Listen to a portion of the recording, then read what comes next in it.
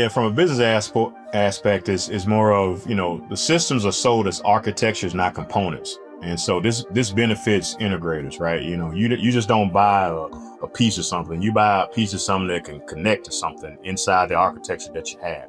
Governments don't buy the pieces. They want to make sure that, and what that means is, I have the ability to connect to the networks. I can use not only, the network connections via, some Ethernet cable or some data buses or connectors that could work with, but the timing and those things are synced accordingly to what the system is going to be, because it'll throw the whole system off if it's not connected, right?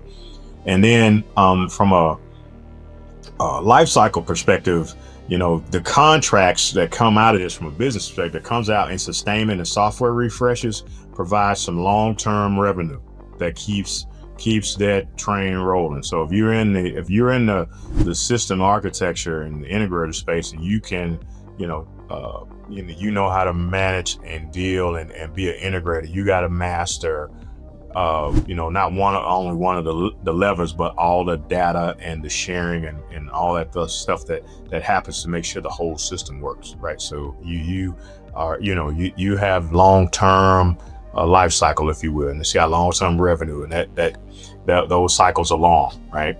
And then also, this is from a business perspective, this is also important while we have international partnerships and foreign military sales.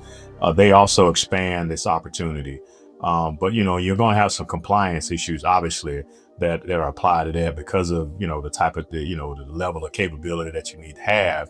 But these things, the architecture and the operations of these things still matter. And operations from a FMS perspective is, hey, I got to go pick ally country X and their military and how to operate these things. But I got to make sure that, they got to do it in a language that they have, and I have to, do the sustainment and the software at the right capability level that's agreed to by the governments themselves, and then keep a maintenance aspect of that. But what's critically happening now, particularly on the international side, our allies are trying to keep do a lot of localization activity, by which they're developing their own capability, and we're partnering with them to have them go, hey, let's work, and you can build a part of the integration, right? You and use your in-country expertise to go build and develop that, so you can maintain that on your own. So that's another opportunity as well of what we're doing from that perspective, Rob.